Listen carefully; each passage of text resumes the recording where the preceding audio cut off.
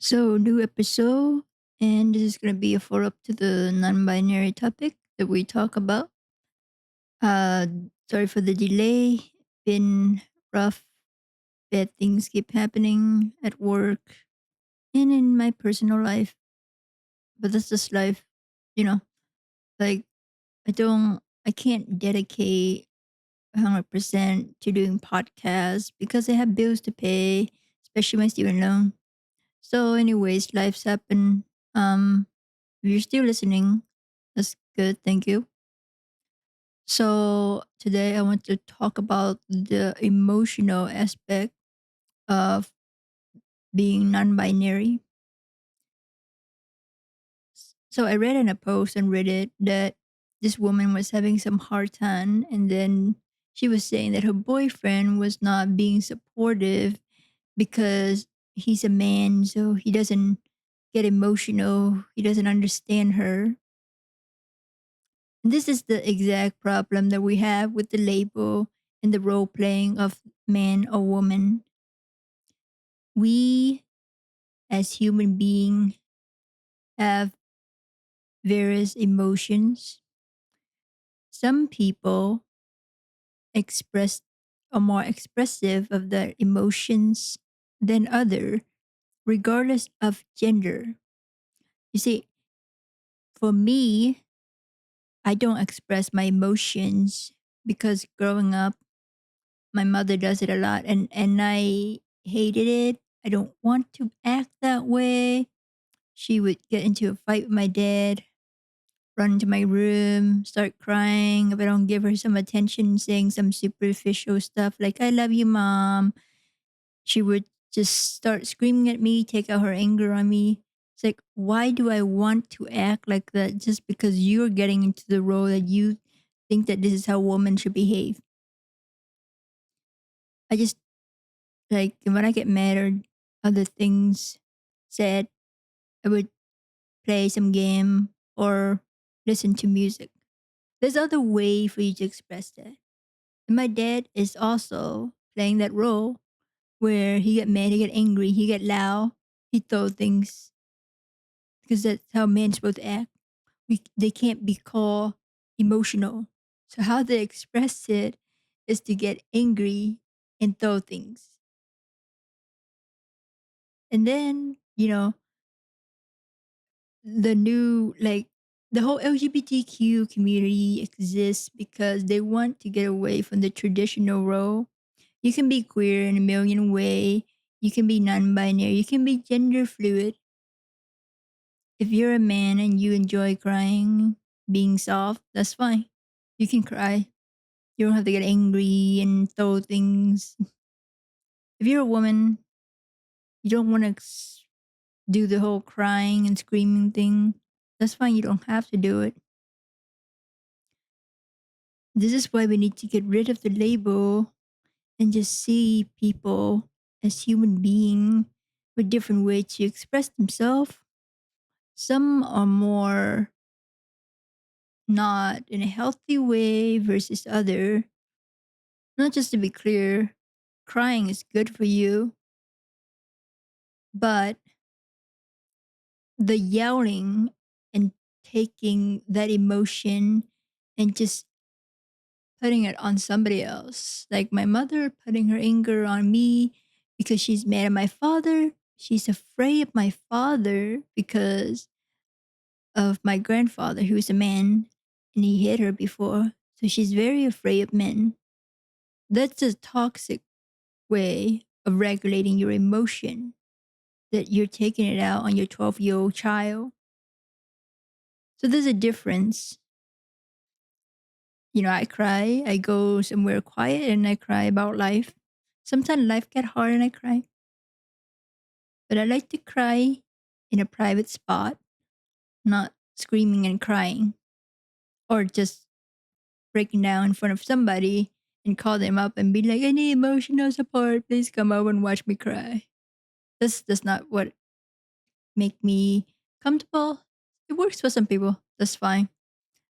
And sometimes I do these um action example. I don't mean to offend you, but It's just what I see people do, and I just kind of reenact it. If you don't act like that, that's fine. Don't get offended by it. But the point is, we all have similar emotion: anger, sad, happy. Yeah, just narrow down to those three. You know, this subcategory, sure, whatever, but it's those three. All human have those emotion. They just express it differently. People who stop need to teach their children, especially traditional conservative parent, of acting in certain ways because that is your role. You can't, like, it's toxic to teach your boy that men don't cry. You need to act tough. When you get mad, you have to get angry, show that anger, and just walk around stomping, throwing things, because that's what men do. And you can't teach, you shouldn't, you can if you want, but you shouldn't teach your girl to be like, oh, we are women. We have to express ourselves through crying. Just break down, cry.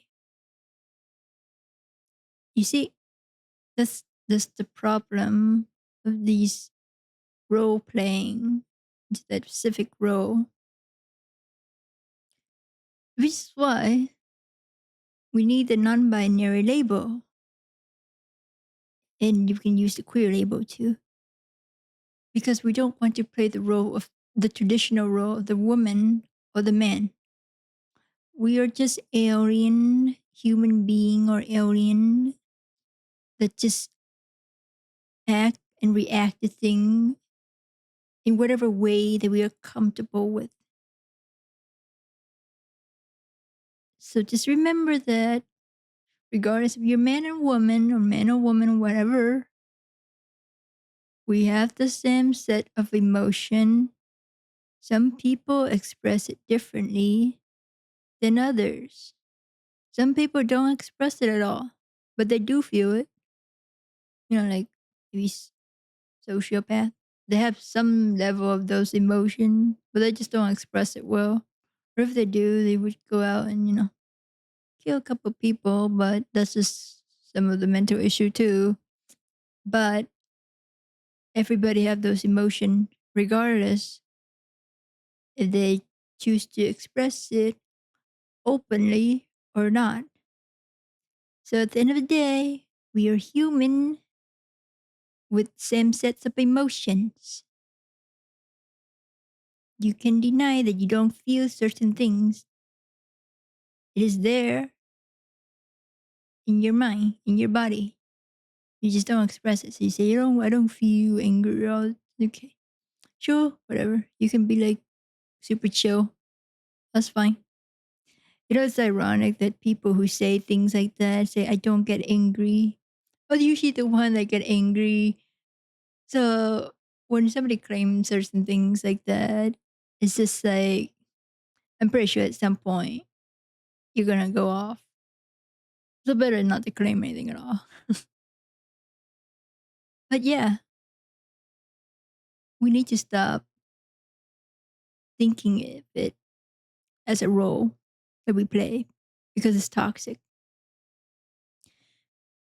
You can, be femme if you're a female. You can be masculine if you're a male. But just to go around and saying that men shouldn't cry or women, like, this is how we react to emotion, we cry, does not apply to everybody. So now that we have so we discuss the physical experience of the non-binary side.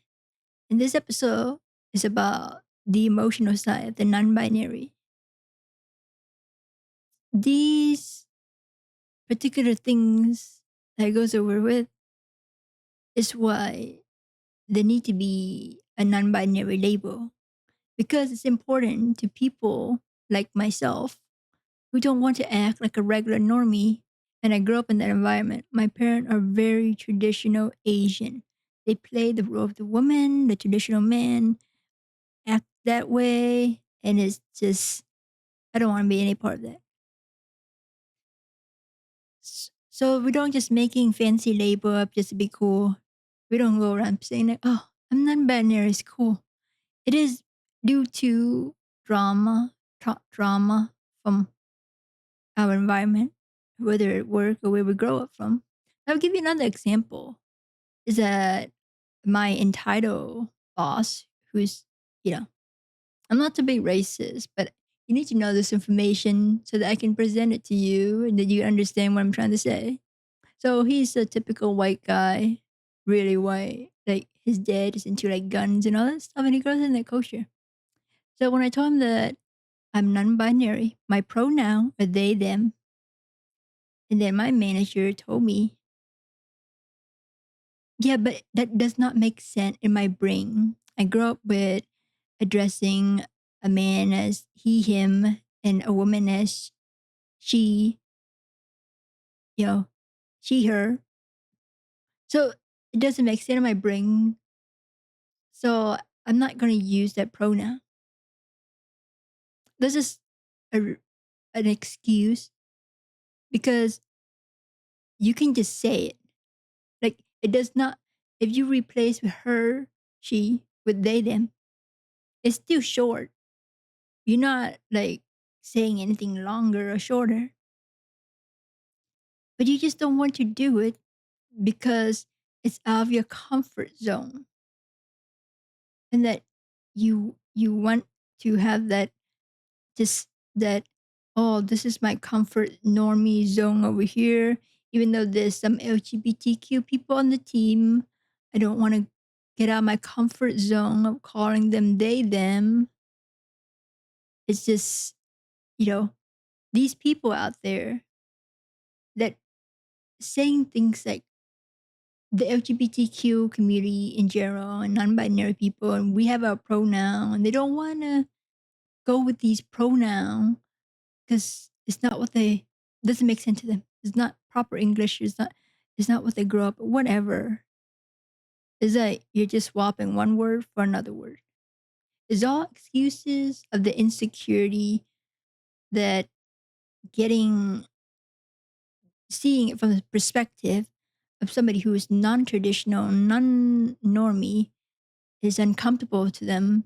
They don't want to accept it at all. And that's fine. That's what the LGBTQ community exists because people like us understand each other. And if the people out there don't want to accept it, that's fine. But, my HR form, it say my identity, non-binary, my pronoun, they, them. So if that is the work policy, they should enforce it. And then I should be able to report to my to HR manager. Then my manager refused to use my pronoun, but it's just too much effort. But I'm just saying that if anybody who don't want to use your pronoun, who doesn't respect your label non-binary, and they say that doesn't make sense to them, that is just their own insecurity. They don't want to do it. That's their problem. They can stay in their old world belief and just go on with life. But the label is important to you and me, who does not want to play this traditional gender game. Okay, well, thank you for listening. This episode's a bit long, but yeah, see you next time. Help my situation get better, so I can keep uploading episode. Keep trying to keep my consistent, but life's happen. Enjoy the rest of Pride Month.